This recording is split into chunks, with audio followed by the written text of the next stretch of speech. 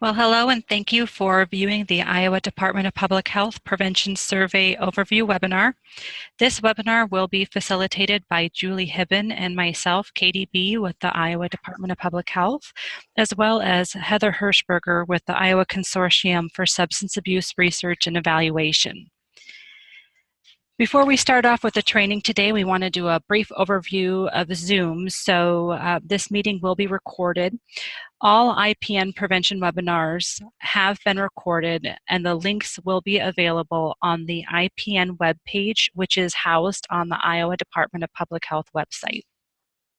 We also encourage, after today's webinar, if you have any questions specific to the content shared, that you direct any questions to the IPN help desk at ipn@idph.iowa.gov.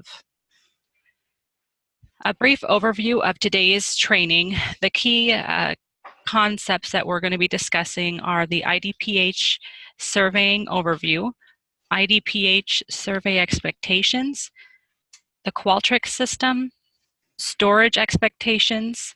Heather Hirschberger will be providing a live walkthrough of Qualtrics. We'll briefly discuss next steps. And again, what we'll do is encourage individuals to contact the IPN help desk if there are any questions generated from today's webinar.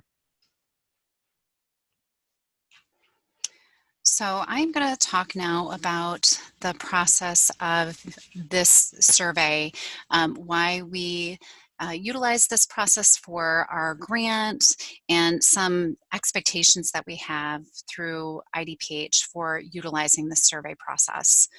So the Iowa Department of Public Health reports prevention data to the Substance Abuse and Mental Health Services Administration, or SAMHSA. And data shared includes, but is not limited to, Institute of Medicine categories, the Center for Substance Abuse Prevention Strategies utilized, the Strategic Prevention Framework steps utilized, the number of direct service hours provided, and then outcome data collected from prevention services.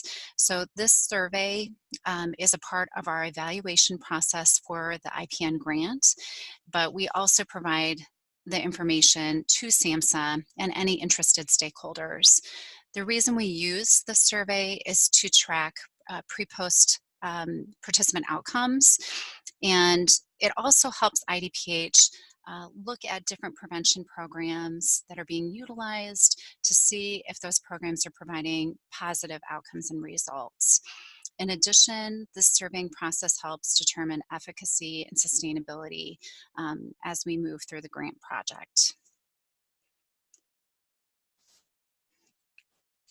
So some expectations that we have for this project include the following. Contractors are required to use this survey with all evidence-based programming that occurs. Every program that is listed in your work plan that's considered multi-session and evidence-based, we want you to use this pre-post surveying process. Administering, collecting, reporting, and storing survey results are an important component of prevention services, and data tells a story to impact the services, the impact of the services, or the services impact across Iowa. It also helps determine future activities that may be funded. As I mentioned, IDPH contractors are expected to participate in department-approved evaluation processes. This includes participation in both Qualtrics and iSMART prevention data collection. And during the training today, we're going to go into more in-depth into both of these evaluation options and the proper steps to follow. It is important to note that other evaluation tools may be used based on grant expectations. Contractors are not only responsible for using IDPH-approved surveys, but they are also responsible for entering in data on or before the established due dates. This includes any necessary corrections. And a good rule of thumb to follow would be to have 2 sets of eyes reviewing the data and ensuring data is entered. This will also help alleviate any issues if a staff member is out of the office for an extended period of time and can't enter data as planned. So as we have set up this process through the IPN project, we do have a data lead, and then we have a backup data lead person, just in case the data lead is out unexpectedly. So we will expect that those data points of contact will be assisting with this process. We also want to mention that contractors are responsible for entering or administering these surveys and maintaining the surveys. We do not want contractors passing this responsibility off to community groups that maybe you're providing prevention programming to, or teachers. Teachers should not be serving or passing out the survey and collecting surveys for our contractors. We want to make sure that the contractors are the ones that are responsible for this process. This is a part of the grant expectation, so please make sure that you are overseeing that process, or that you have a process in place within your agency to make sure that this occurs on a consistent basis. So the way that we track our pre-post surveying process is using a system called Qualtrics. And really Qualtrics helps us just track those participant outcomes. Contractors must follow the IDPH guidelines that we are going to be sharing with you for administering surveys. We also want to make sure that confidentiality and proper storage is ensured. So we believe that maintaining that participant confidentiality and making sure surveys are stored in accordance to IDPH general conditions is very important. The maintenance of surveys will be monitored during site visit processes that will be coming in future months, and that we want to make sure that agencies, our contractors, are following the guidelines that we've set for administering these surveys and proper storage, which we'll talk about in a few minutes. In addition, we also want to note that when a contract holder subcontracts for prevention services, it's the contract holder's responsibility to make sure that the contractor is in compliance with the contract conditions and up to and including survey processes. It's important in maintaining confidentiality of Qualtrics if the surveys are collected and transferred from one agency to another. So that is something else to make note of. So consent is another critical piece of the surveying process, and we want to make sure that everybody is utilizing the processes that we've set up here at the Iowa Department of Public Health. Consent requirements vary and depend on whether a prevention program is facilitated in a community or a school setting. Consent is based on school district policy if the program is facilitated in a school setting, and is based on agency policy if the program is facilitated in a community setting. All parents or guardians should have the opportunity to review the pre-post survey before their youth takes the survey if they choose. IDPH provides an administrator consent form that should be signed by the administrator at the locations where the prevention surveys will be implemented. These forms should be filled out each fiscal year and then kept on file at the prevention agency.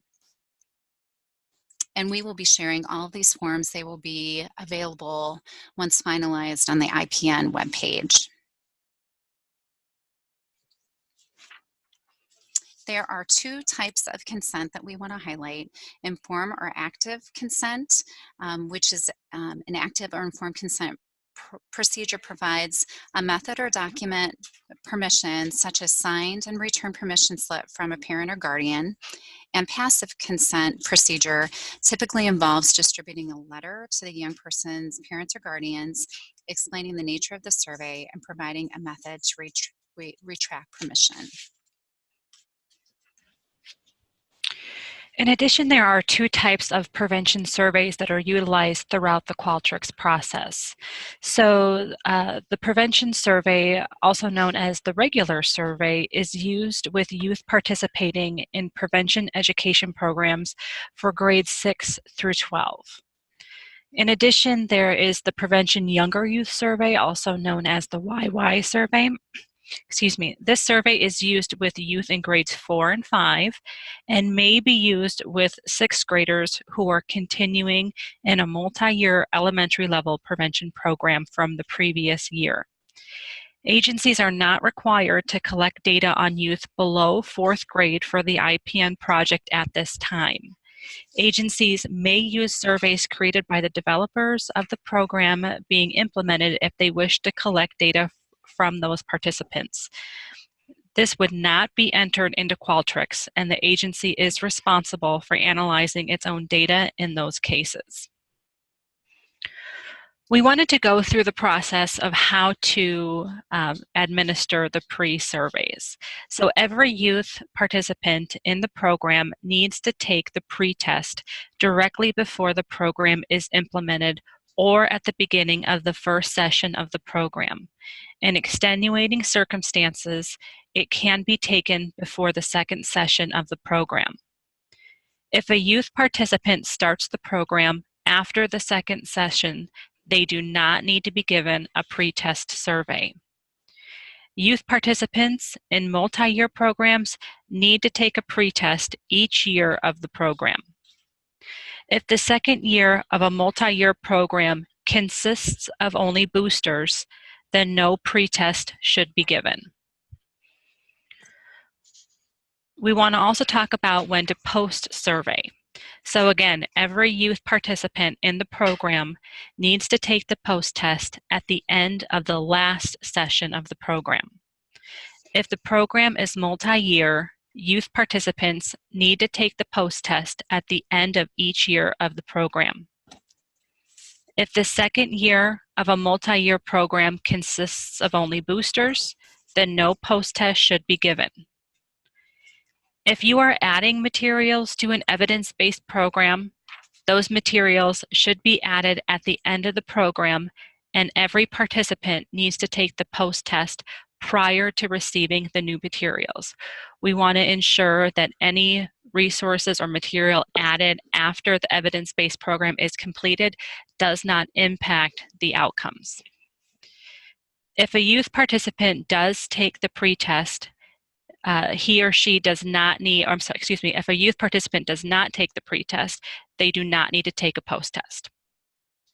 All post-program surveys need to be entered into Qualtrics by the date determined by the department, which will be provided to you soon.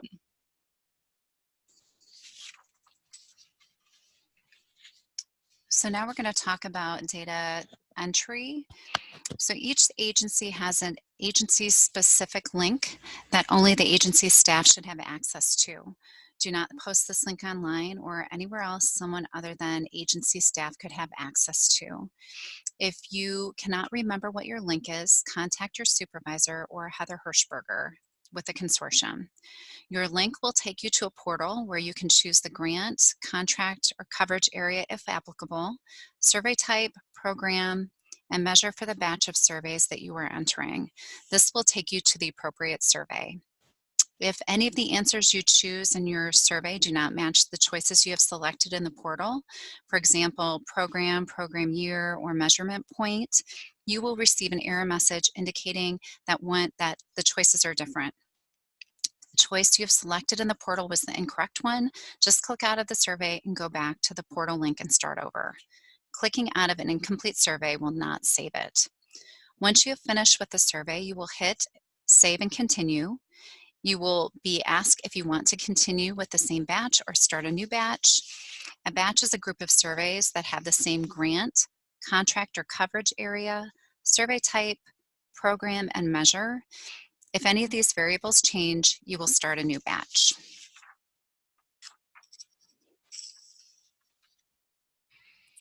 Looking at the data summary report, a Qualtrics data summary report will be sent to your agency every 3 months or more often if necessary. The purpose of the data summary report is to improve the data by catching errors more often and in smaller batches. These reports are for your benefit, and it is your responsibility to make sure your data are accurate. The reports will consist of the total number of pre-post test entered, duplicates, match counts, and any matching issues between pre-test and post-test surveys. If the reports indicate there are errors, it is your agency's responsibility to correct them. Correcting data entry errors is done by logging into the Qualtrics system, but not the portal. Each agency has one Qualtrics account with one login name and password. You'll need to contact your supervisor if you do not have the login ID and password. If your supervisor does not know the login ID and password, again, contact Heather Hirschberger with the consortium. The email associated with the account can be changed at any time at the agency's request. Again, errors that often need correcting are incorrect participant IDs, surveys entered into the wrong survey batch. So for example, the younger youth survey may be added into the regular survey. Duplicates and participants with the same participant ID numbers assigned. So every agency will be required to create participant IDs for each prevention program participant. So participant ID numbers or codes must be 8 digits long. The first 2 digits of that identification number must be the agency code used for this project. If your agency's code is 9 or below, you must use 0, numerical code, as the first digit. If your agency code is 5 or 05, your participant IDs will be 05 and then the next digit numbers. Note that agencies with multiple service area contracts will use the service area code designated for use in the IPN project. The last 6 digits of the identification number can be determined by you, but each ID must be unique to each participant.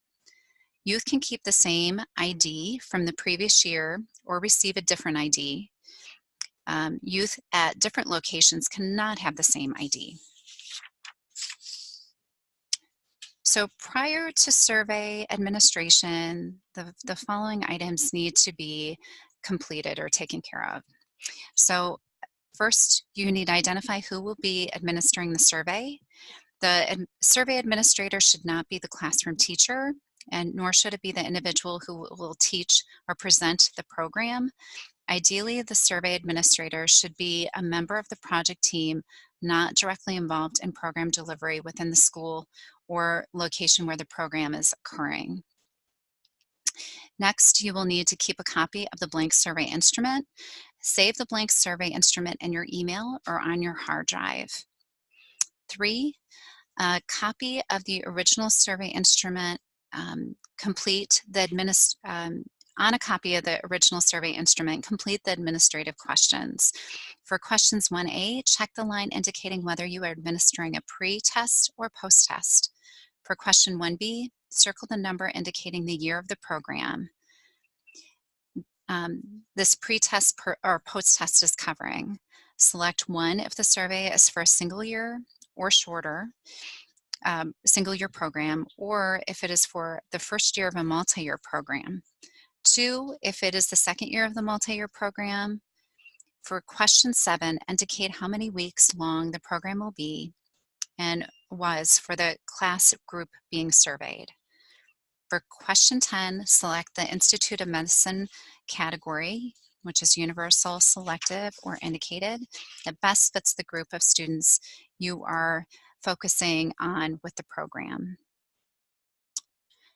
4, copy the survey instrument. Make sure you have enough copies to correspond to the anticipated number of participants in the program. 5, obtain the list of participants who will be a part of the prevention program. In a school setting, this list may be obtained from the principal or the registrar's office. In a community setting, you will need to compile a list of people who are registered or recruited to participate in the program. Number 6, arrange the list of participants into alphabetical order by last name. Assign a unique 8-digit identification number to each participant. This ID will be used only for that participant for the duration of the project year. Number 7, record the 8-digit identification number on the list by the participant's name. 8, write an assigned identification number on the front page of each instrument. I think we skipped one. Organize the stack of survey instruments so that they are in the same number as the list that matches each participant's name with his or her identification number. Next, the list of participant names and corresponding identification numbers must be stored in a locked filing cabinet and accessed only by the project director or coordinator and the individual who administers the survey. On the day of the survey administration, the individual administering the survey must use this list to match each participant with the survey form that is labeled with his or her corresponding identification number. Next, the survey must be administered in a quiet, confidential, non-distracting environment. Then the individual administrating the survey must review the script for survey administration and the survey questions prior to the survey administration so that he or she is able to answer any questions the participants may have. And then lastly, ask the teacher or program implementer to determine a quiet activity, homework, or reading for the people who do not wish to complete the survey. Okay, so Julie just shared all of the steps that need to be taken prior to administering the survey. So what we're going to go through on this slide are all the steps that the individual needs to take when actually providing that survey administration. So during survey administration, wait for all participants to get settled into their places before beginning. Introduce yourself to the participants and explain the purpose of the survey. Next, you'll want to explain that the survey is voluntary and that it'll take approximately 10 minutes to complete. You'll then want to ask if there are any people who do not wish to complete the survey. If there are people who do not want to take the survey, then you will need to cross their names off the list that matches each participant's name with his or her identification number. You'll have to remove their survey instrument from the stack of instruments to be handed out to participating people, and do not distribute the survey instrument to the non-participating people. And then lastly, you'll have to ask the non-participating people to work on a quiet activity that was assigned by the teacher or the program implementer. You'll then want to ask the participants to not start on the survey until they have been directed to. You'll then want to place an envelope for completed surveys in an easily accessible location in the room, but away from other participants, the survey administrator, the teacher, and the program implementer. This is to help participants feel confident that you and others will not see or read their responses. You will then distribute the survey instrument to the participants. It is recommended that the individual administering the survey read the participant's name from the list that matches each participant's name with his or her identification number, and then hand the participant the survey instrument that is labeled with his or her respective identification number. You will then want to read the script for survey administrator to the participants before allowing them to start. You may simplify the script wording if necessary. You will then want to see if a participant is having difficulty understanding a question or an answer. If you do see this, chances are that there are other participants who may also have that same difficulty. In that event, you are encouraged to explain the meaning of the question to all participants within the setting. And then lastly, after all survey instruments are turned in, place all instruments, including the blank ones, into the envelope provided. You will want to seal the envelope and thank the people for participating.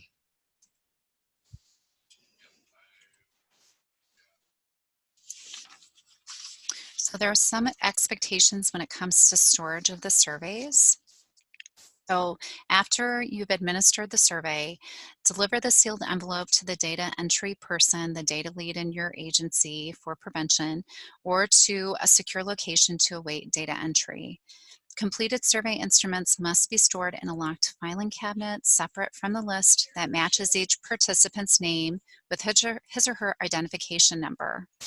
Once the data from the completed survey instruments are entered into Qualtrics, the original paper instruments must be stored in a locked filing cabinet for a period of 5 years from the day the contractor submits its final expenditure report. After this period, the original paper instruments must be destroyed by shredding. So now we are going to have Heather walk us through the Qualtrics system.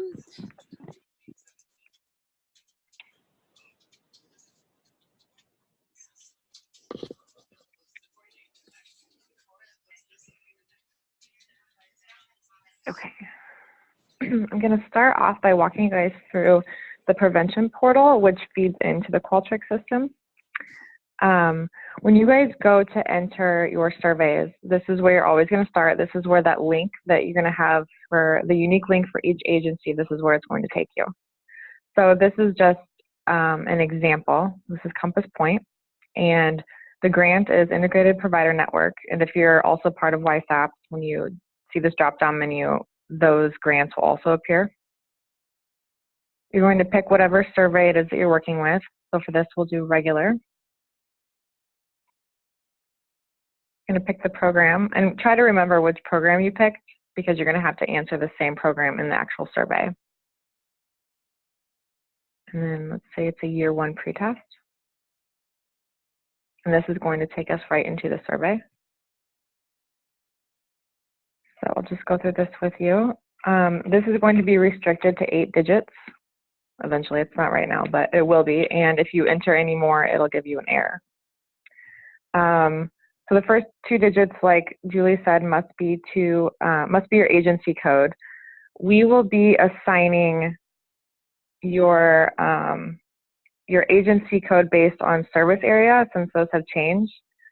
You guys probably know what service area you're in, but there are agencies that there are multiple agencies in one service area. So for that, we had to change things a little bit. So we will be letting you know what those are. So since you answered pretest in the portal, this also has to say pretest. If you try to do a post-test, it's going to give you an error. But one thing to remember is that it's still going to leave this radio button filled in right here, even though it gave you the error. So you'll have to change it back. Otherwise, it won't let you at the end of the survey continue and save it. So then just select these. Now, this survey forces you to answer all the questions except for any open-ended ones. This is Compass Point. If I try to choose a different agency, it's not going to let me.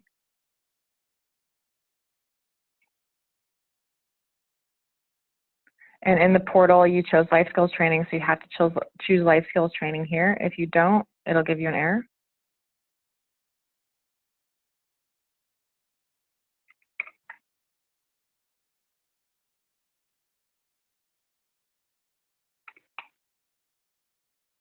So for the implementation code, I'll just put in, this is any number that you guys choose. And basically the point is to distinguish between different implementation sites in the same area if you were providing to multiple sites. So this is for you guys to remember. We don't keep track of the implementation codes. So make sure that if you have a lot of different sites, that you keep that written down and what site that belongs to. This usually helps out a lot when you're looking at, if you download your data from Qualtrics and you're looking at all of your surveys, and you might see that one batch of surveys has multiple implementation sites in it and maybe it shouldn't. Or if you're trying to figure out which surveys belong to which sites, this kind of helps.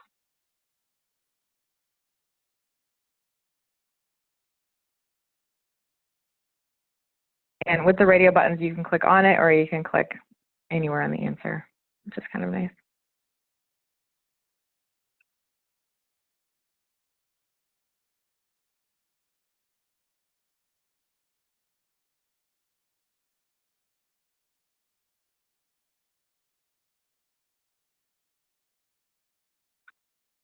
And then you can hit save and continue. But one thing I wanted to point out was that if you choose one of these and it's the wrong one, and you come down to the bottom, it's not going to let you save and continue. So anytime you see this kind of grayed out, you'll know that either you forgot to answer a question, or it's not, or whatever question you answered that's causing this isn't matching up to the portal questions. So now you can save and continue. And this is where you can enter another survey in the same batch, which means that everything remains the same in the portal, or you can start a new batch with a new set of questions. So if you want to do younger youth this time, different program. And the survey looks different, which is nice because you can tell if you're not supposed to be in the younger youth survey and you want regular, then you can click out of this and go back. So I am going to show you guys Qualtrics real quickly. So the portal, you just have to remember, is where all of the surveys are entered, and you get to that by going to the link that is provided to you. Qualtrics is where all of these surveys go, and we're going to provide you with login information if you don't already have that. So when you guys log into Qualtrics, you're going to see your grants. If you've got YSAPs will be in here too. But this is the Younger Youth Survey, and this is the regular survey. Now, if you guys want to, the whole point of logging into Qualtrics is either to see your data or it's to edit a survey if it has errors. And the best way to do that, we'll go to this one. So click on this, and you go down to Data and Analysis. Don't do Edit Survey right here because this will try to edit the actual regular survey and not the survey that you input. So you're going to Data Analysis. And this is going to show you all of your surveys that you have entered. If you want to find a specific survey, you can add a filter and you can search by any of these fields. Usually you probably want to search by participant ID. If you do that, you just select that and then you enter the ID here and it'll come up. You can search by pre-test or post-test. Is pre-test, you can look at just all your pre-tests or all your post-tests. If you want to download your data and see all of your answers to all of the surveys, go here and you can choose CSV or Excel.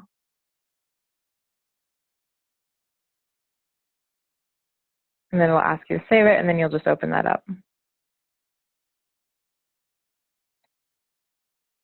So if you need to edit a specific survey, if you entered the wrong ID or you answered the question wrong, what you're going to do is you can search by the survey or you can come down here and you're going to go to Actions and you can view it too to make sure it's the correct survey.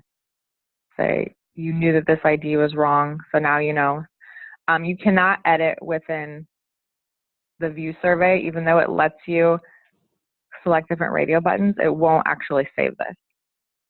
So you can view the survey here. You can delete the survey here if you want, and it's gonna make sure you want to delete the survey for sure. Or you can edit it by retaking response.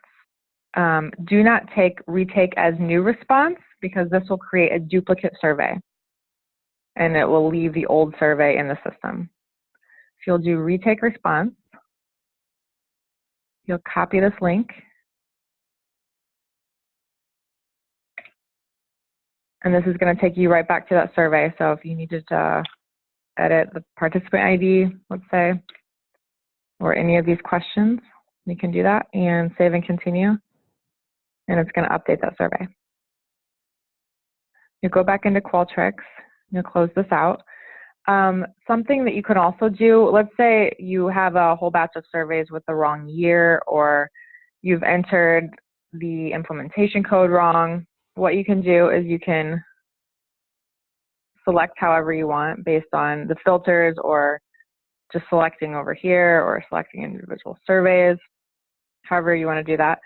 And you can edit and you can select the field here. So if you wanted to edit participant number, which you wouldn't because they're not all going to be the same, let's say month, you wanted to change the month.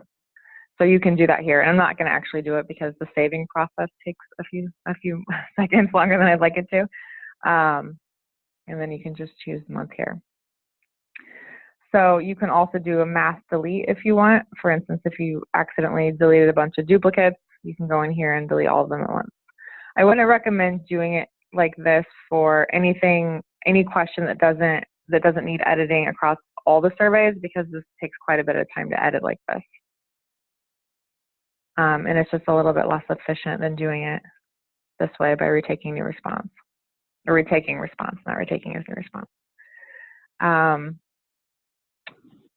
So that's how you edit in Qualtrics, view your surveys, download your data. If you ever wanted to do anything else in Qualtrics, you can view reports, which just shows you if you wanted to do a count of how many pre-tests you had. You can go, these are each of the questions in the survey. You can go down and select one of the questions and see how everyone answered it. So there's a lot of really neat functions within Qualtrics if you want to take the time to mess around with it. Let's see.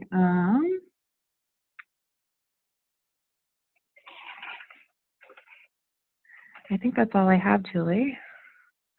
I am going to exit out of this. Okay. All right, thank you, Heather, for that overview. We appreciate the information.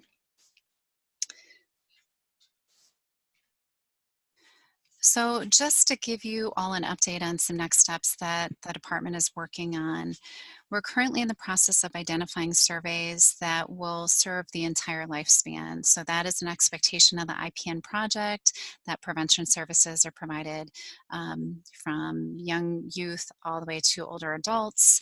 Currently, we only have 2 surveys that are focused on youth populations. So know that we are looking at survey instruments that are intended for a younger audience below 4th grade, and then also for adults.